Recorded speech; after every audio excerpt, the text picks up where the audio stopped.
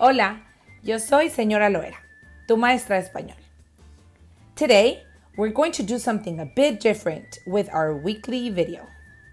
I'm going to show you a little bit of a beautiful city in Mexico and everything around it. We will talk about its culture, ways of living, and some interesting sites and touristy places.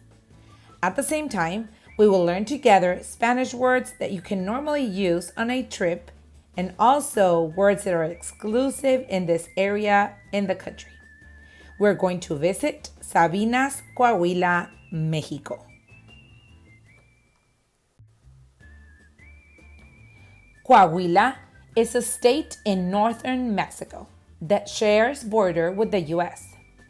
It has about 531 kilometers of border up north, and it is separated by Rio Bravo or Rio Grande, depending on which side of the river you are in. Interesting, right? How the same river has two different names. To the west, Coahuila borders the state of Chihuahua. To the east, it is close to Nuevo León. And down south, it shares part of the border with Durango and Zacatecas. We are heading to a city called Sabinas, which is located in Coahuila. It is 130 kilometers away from the nearest border, Piedras Negras on the Mexican side, and Eagle Pass if you're crossing over into the U.S. From my city in Texas to Sabinas, the total distance is around 670 kilometers or 415 miles. Solo puedes llegar en carro, camión o un avión pequeño. Nosotros fuimos manejando. We went driving. To get to Sabinas, Coahuila, we drove along I-10 to pass through San Antonio. But of course, we had to make a quick stop at Buc-ee's for desayuno. We've learned that word in my class. That word means breakfast. Desayuno. After a not so quick stop at Buc-ee's, we took I-35 south. On I-35, once you get to Moore, Texas, you have to head west on Highway 57. That road takes you through ranches and tiny little towns, most with populations under 1,000 people. Their main source of income is cotton farming, and some of the towns are Batesville and La Pryor. They're located in the Zavala County, Texas. After we drove in the city of Eagle Pass, which in Spanish translates to El Paso del Águila. It's also a small town, and its economy revolves around import, export, and retail. And it's the primary border crossing of the state of Coahuila. There's also a Native American operated hotel and casino. It's called Kickapoo Lucky Eagle. Fun fact, it's the only casino in Texas that's located on a tribal land. Here's a bit of story. Eagle Pass was actually the first American settlement on the Rio Grande, originally known as Camp Eagle Pass. It started as a temporary outpost for the militia during the Mexican-American War in 1846. Their mission was to stop illegal trade with Mexico. Eagle Pass, it's also known as the Getaway to Mexico.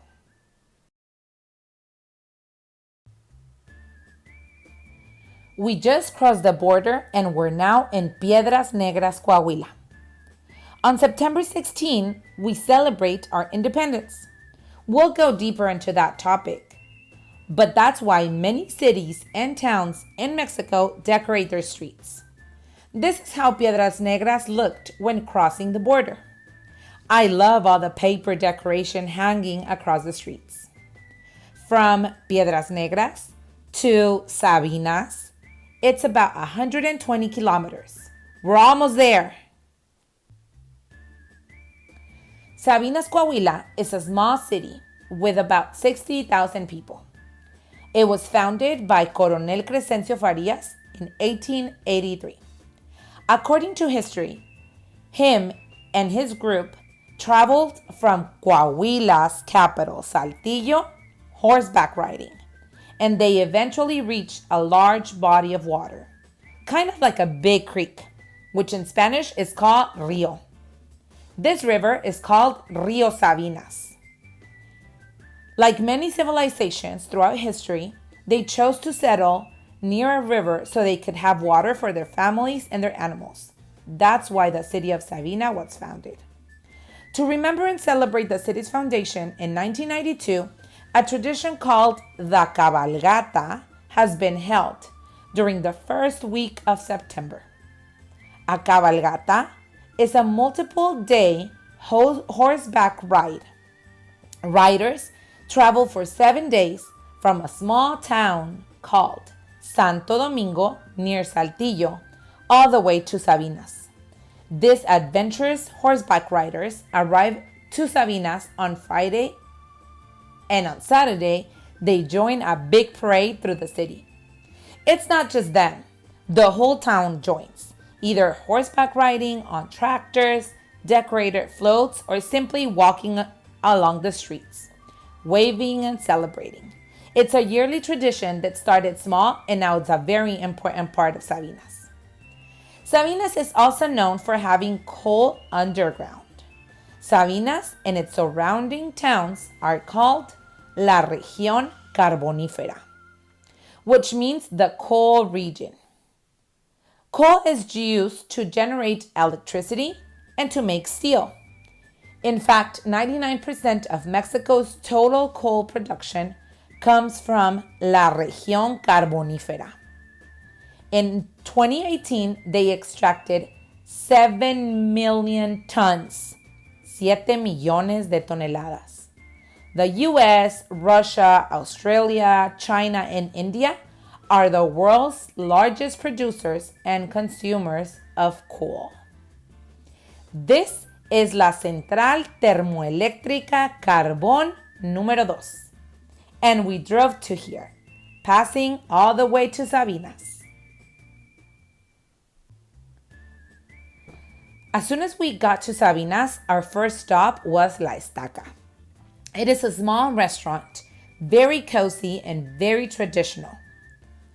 On Sundays, it's very popular to go to La Estaca as a family. Some of their best dishes are chicharrón, queso flameado, guacamole, and of course, steaks. La Estaca is definitely one of the best restaurants, and me and my family love it. After eating, and yes, we were very hungry, we went to visit the Pancho Villa Museum. Sabinas, Coahuila is also known as the place where Pancho Villa surrendered and signed a peace agreement in 1920. Back in 1910, Mexico entered a period of revolution, basically a civil war, where the National Army was fighting against various rebel groups across the country, both in North and in the South. In the North, one of the most well-known revolutionary leaders was Pancho Villa, which his real name is Doroteo Arango. And I won't get into all the controversial things he did, but there's no denial that he's a big part of the Mexican Revolution. And Sabinas is proud to be the place where a major step toward peace was taken, and the beginning of the end of the Mexican Revolution. The museum is actually located in the same house where the surrender took place. Inside, you'll find artifacts of that time, old newspapers, tools, weapons, paper money from that time, and photographs from the exact moment the agreement was signed, along with many other historic items. It is a great museum. Remember I told you they celebrated the first weekend of September? Well, they also have the Feri Expo Sabinas. And as you can see on the name, it's a mix of traditional carnival and exposition. They have rides, food stands, live music stages, and a livestock show with lots of vendors selling clothes, food, and cowboy hats. On our first day in Sabinas, after visiting the museum, we went to La Feria Expo Sabinas. I have little kids, and they had a blast. We had so much fun. One of the things they loved, it's a spiropapa. It's a spiral cut fried potato. They saw cows, bulls, but we got to watch these voladores de Papantla. That was definitely the highlight for me. They are a famous cultural group and you don't get to see them everywhere. Remember I said the cabalgata was the biggest thing happening this weekend? So here we are today. The whole town comes out to celebrate the parade. It is early in the morning and starts at 8 a.m. People join the parade, horseback riding, on tractors, on decorated platforms, or simply by standing along the road with their families. Everyone in town basically pauses for a few hours to take part in this beautiful tradition.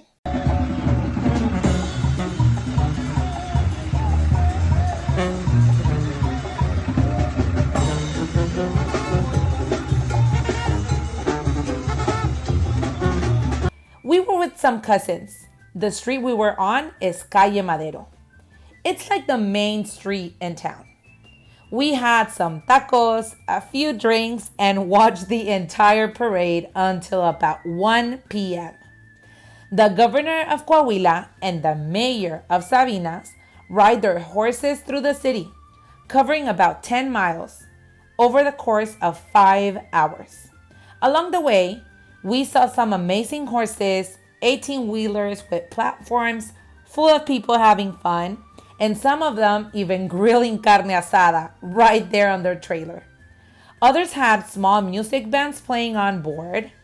It was a full-on experience. You could see people of all ages having the best time. This is the best week to visit Sabinas, Coahuila. Later that day, we headed back to the feria. Yes, it was a little bit late, but after a quick nap and rested from being exhausted of being in La Cabalgata all morning, we really didn't want to miss a chance to enjoy the feria at night. Music was everywhere.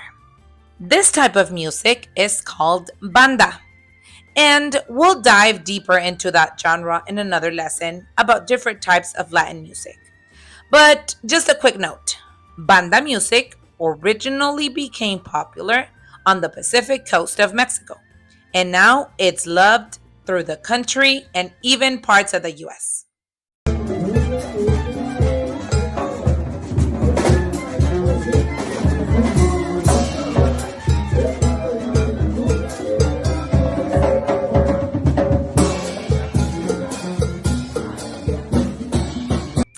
As we arrived, it started raining. It was pouring, so we had to take cover, conveniently right besides the cows that were resting for the livestock show. After that little adventure, we grabbed dinner. Yes, of course we had tacos de carne asada, and yes, they were delicious. At night, everything is a little bit more for adults. But even though it was at night, the kids got to be with us for a little bit. Later on, we stumbled upon a game for adults called dardos. They had loterias pinned to a wooden wall. And for 60 pesos, around $3, you got 3 darts. And the rules are very simple. Hit 1 card, win 1 beer. Hit 2 cards, win 2 beers. Hit all of them, and you score a 6-pack. Sadly, no 6-pack for us, just a couple of beers, but it was a blast. And that is how our night at La Feria wrapped up, full of music, games, tacos, and a lot of fiesta. Our last day in Sabinas was a busy one. We were running all over the city trying to visit some spots we like and catch up with family before heading out. We started our morning with breakfast at a local gem called El Sabino. This place is truly special. The food is amazing. We ordered menudo, tacos de canasta, and chilaquiles. It is across the street from the main plaza, so it makes it super popular in the town. After breakfast, we made our last visit to La Feria. By this point, all carnival rides and vendors had closed, but the livestock area where the cows and bulls are kept was still open. The feria was hosting a traditional livestock competition known as El Becerro Gordo, that really translates to the heaviest bull or cow. This is a long-standing tradition in Sabinas. Months before the event, cattle ranchers sign up to enter their bulls into the contest. On the day of the show, they bring their animals, groom them, brush them, clean them, and prepare them for judging. The judges evaluate each becerro, that's a young bull or a steer, based on several criteria: weight, height, muscle, mass, and overall condition.